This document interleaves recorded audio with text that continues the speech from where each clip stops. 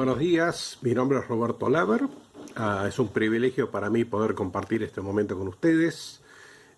Agradezco la invitación de la Iglesia de Olivos que me llegó a través de mi cuñado Orlando Vitale para poder simplemente darles algunas reflexiones muy breves acerca de alguna promesa bíblica que haya impactado mi vida. Vamos directamente a la promesa. Es la que encontramos en Mateo 6:33, que nos dice: mas buscad primeramente el reino de Dios y su justicia, y todas estas cosas os serán añadidas. ¿Cuál es la promesa aquí? ¿Y cómo ha esta promesa impactado mi vida? Para eso quisiera hacer 3 puntos rápidamente. El primer punto es entender qué nos está diciendo esta promesa y qué significa. Esta promesa no es una garantía de que Dios nos va a dar todo lo que deseamos o inclusive lo que creemos necesitar para nuestro bienestar material.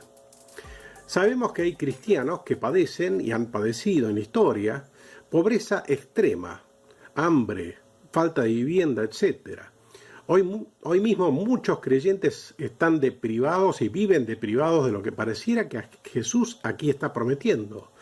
Entonces, ¿cómo debemos entender la promesa? ¿Cómo debo entenderla para mi vida? Aquí el Señor sabemos que se viene refiriendo a no tener afán y ansiedad sobre lo material, el comer, el beber, el vestir, y que todas estas cosas serán añadidas. ¿Cómo puede ser entonces que creyentes que pasen hambre o sufran una deprivación extrema hasta el punto muchas veces de padecer la muerte? Y aquí creo que el apóstol Pablo nos ayuda a entender mejor esta promesa bíblica. Leemos en Filipenses capítulo 4, versículos 11 al 13. No lo digo porque tenga escasez, pues he aprendido a contentarme cualquiera sea mi situación. Sé vivir humildemente y sé tener abundancia. En todo y por todo estoy enseñado, así para estar saciado como para tener hambre, así para tener abundancia como para padecer necesidad. Todo lo puedo en Cristo que me fortalece. Y más adelante, Pablo en el versículo 19 nos dice: mi Dios pues suplirá todo lo que os falta conforme a sus riquezas en gloria en Cristo Jesús. O sea que después de decir Pablo que él estuvo en lo más bajo, que padeció hambre, nos dice que Dios suplirá todo lo que nos falta. Obviamente no significa lo que nosotros creemos que necesitamos. Mi segundo punto. El Señor nos está pidiendo que busquemos primeramente el reino de Dios y su justicia. Y yo, siendo joven, siempre entendí esto primordialmente en el sentido de ir a la iglesia, estudiar la Biblia, orar, dar el diezmo. Por supuesto, todo esto es esencial. Y así lo entendí cuando estudiaba en la facultad, que debía apartar el tiempo para el Señor. Pero también nos está pidiendo el Señor acá buscar justicia. Los fariseos hacían muchas de las cosas que yo mencioné recién. Iban a la sinagoga, obviamente sabían las escrituras, daban diezmos. Y a pesar de eso el Señor dijo que ellos no hacían justicia, dejaban pasar por alto la justicia.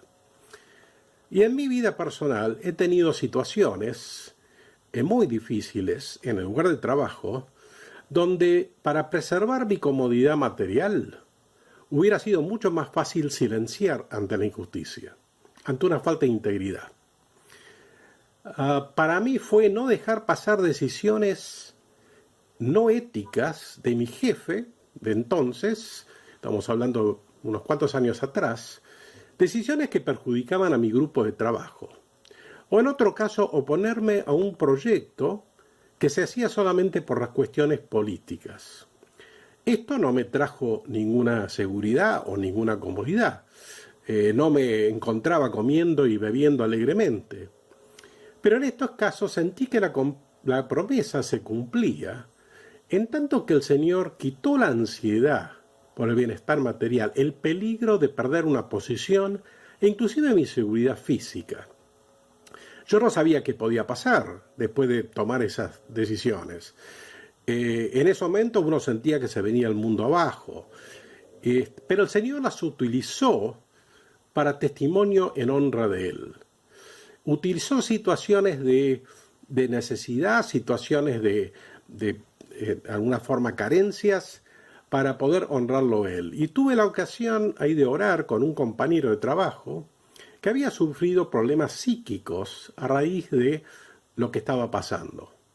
Es decir, que la promesa de Dios es que nos da todo lo que necesitamos para glorificarlo más plenamente, inclusive a veces hasta la muerte. Siempre vamos a tener todo en la medida precisa para que podamos glorificar al Señor, aunque esto pueda significar muerte o sufrir necesidades muy básicas.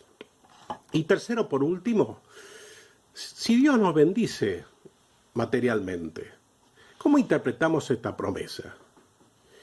Y para mi vida es entender que Dios está permitiendo bendiciones para su honra, para glorificarlo a Él, y no como resultado de mis méritos u obras. No es algo transaccional, donde yo voy a la iglesia o cumplo ciertas cosas para que el Señor después me bendiga materialmente. Si fuera así, ¿cómo interpretaríamos nosotros si de repente nos quedamos sin trabajo, estamos en una situación de persecución, estamos en una situación de encarcelamiento, enfermedad mortal, en la pandemia que estamos viviendo? Esto es muy real. Y esta es una constante lucha en mi vida, por tener la perspectiva correcta acerca de las bendiciones materiales dentro de una cultura donde lo material es lo primero, lo más importante. Y aquí para mí ha sido entender la promesa en el sentido de Pablo, de saber cómo vivir en tiempos de escasez, en tiempos de inseguridad y en tiempos de abundancia. Y esto para mí significa utilizar los recursos que tengo, los bienes que me ha dado el Señor para compartir con otros, para buscar más justicia, usar nuestra casa para el ministerio, nuestros conocimientos, tiempos y habilidades para hacer justicia, apoyar la obra y estar cada vez más conscientes de que tenemos que hacer tesoros en el cielo y no en la tierra.